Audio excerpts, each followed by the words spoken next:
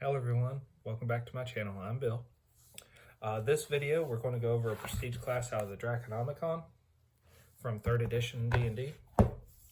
It is the Dracolyte prestige class. So this is one of the prestige classes added to my prestige class videos. It is on page 122.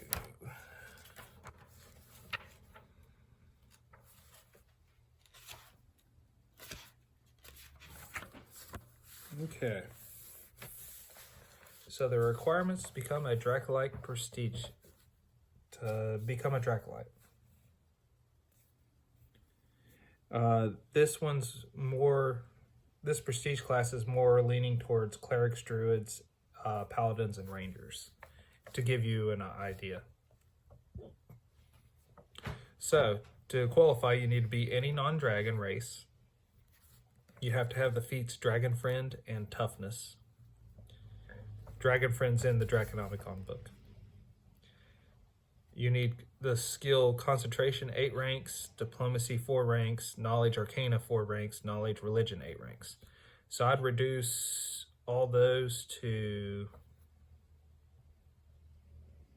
5 ranks, put you about 5th level. And then Concentration's built into the spellcasting classes in Pathfinder. So this is how I change it for Pathfinder. And then, so since that's in it already, I would probably pick Spellcraft instead of Concentration and require that you have 5 ranks in it. Languages, Draconic. Spellcasting, able to cast 2nd level divine spells. So those are the prerequisites for this. If you qualify for it, you can level into it. The hit dice is a D8. The skills points at each level is 2 plus intelligence modifier, so it's not a heavy skill-rich class. Dracolyte gains no proficiency with any weapons, armor, or shields. So whatever your proficiencies are in your class before you become a Dracolyte, it's the only proficiencies you carry over. Your spellcasting, every time you gain a level of Dracolyte, your spellcasting levels stack. So if you were a cleric, for example, when you qualify for this at, let's say, 5th level, so at 6th level you start leveling into this, you're considered a 6th level cleric for your spellcasting. So you use your 6th level cleric table to reference how many spells you get per day, do you get access to new domain spells, so on and so forth. And that would persist for every level of this prestige class. So by 10th level you would be a 5th level cleric plus 10 levels of this prestige class, a 15th level cleric as far as spellcasting went.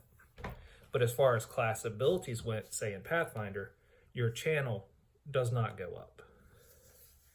So that is something you gotta weigh before you enter this prestige class. I'm not saying it's not worth it, just saying be aware.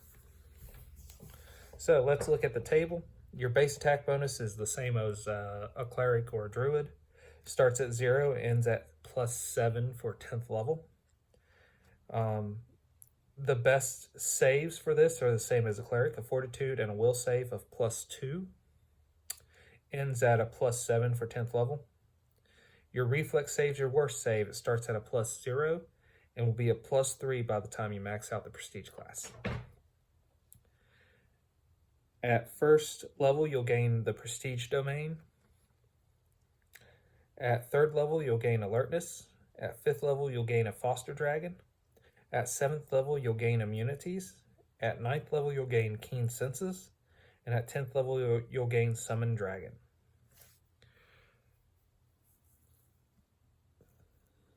That feels a little weak to me as far as a prestige class goes for Pathfinder. So if I was using this in Pathfinder, all the levels that you didn't get something, I'd probably give you a bonus feat. Or tell you to take crafting feats or metamagic feats. So prestige domain. At 1st level, the Dracolyte gains access to a prestige domain based on his alignment. Good aligned Dracolytes and neutral clerics who channel positive energy gain access to the glory prestige domain and its granted powers, while evil aligned Dracolytes and neutral clerics who channel negative energy gain access to the domination prestige domain and its granted powers. Dracolytes who are neither good nor evil and who don't channel positive or negative energy can select either of these domains, but once made, the choice can never be altered.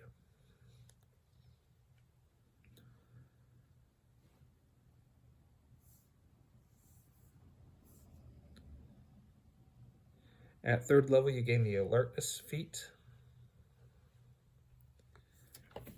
At 5th level, you gain Foster Dragon. A Dracolyte is entrusted with care of a wormling dragon. The kind of dragon is up to the DM, but the dragon's alignment should match the Dracolyte's. The wormling dragon follows the Dracolyte loyally and will even accompany him on adventures. Though it receives no XP and can't attain new levels. If the wormling dies, the Dracolyte cannot gain any additional Dracolyte levels until he receives an atonement spell from another Dracolyte or a cleric who worships a dragon deity. At 7th level, you gain immunities. The Dracolyte gains immunity to magic, sleep, and paralysis effects. At 9th level, you gain keen senses. You get dark vision out to 60 feet and low light vision. So if you're a human, you would gain all those. And if you had one of those, you would gain the other.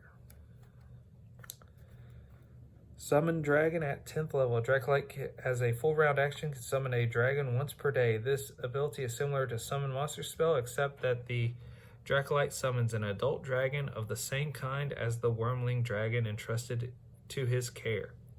The summoned dragon remains for 10 rounds and follows the Dracolyte's commands.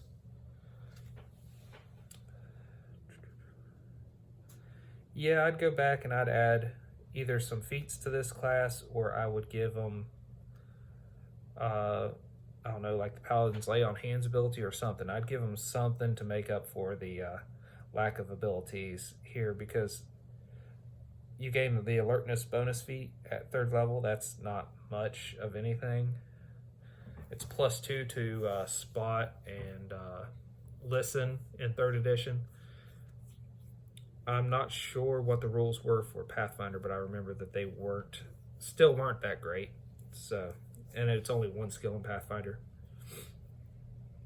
So, yeah, I'd probably throw bonus feats, or I'd talk with the player and we'd figure out a few things.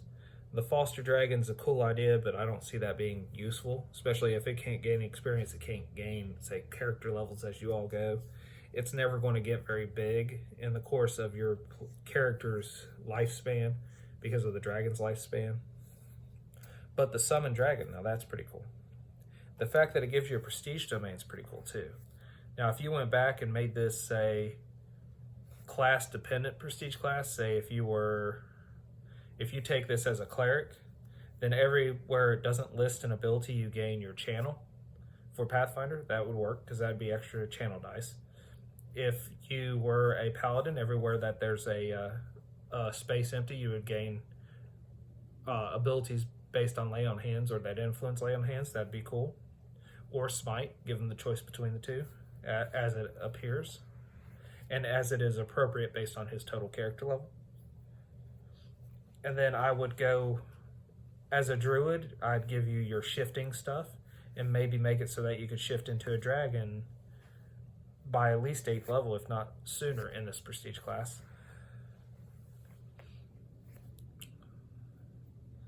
How would I do it as a ranger? As a ranger, I'd give them access to a couple of favorite enemies, total, just like 2 total out of this whole thing, and give them access to a few combat feats that they would get access to. Just allow them to take those as the bonus feats. That's how I do it for those classes. That's how I'd make this better. But as it is, it's not a great prestige class. Interesting, fun concept, just not great. Well, share with me all your opinions on the Dracolyte prestige class. I'm interested. Put them in the comments below. Until we all game again.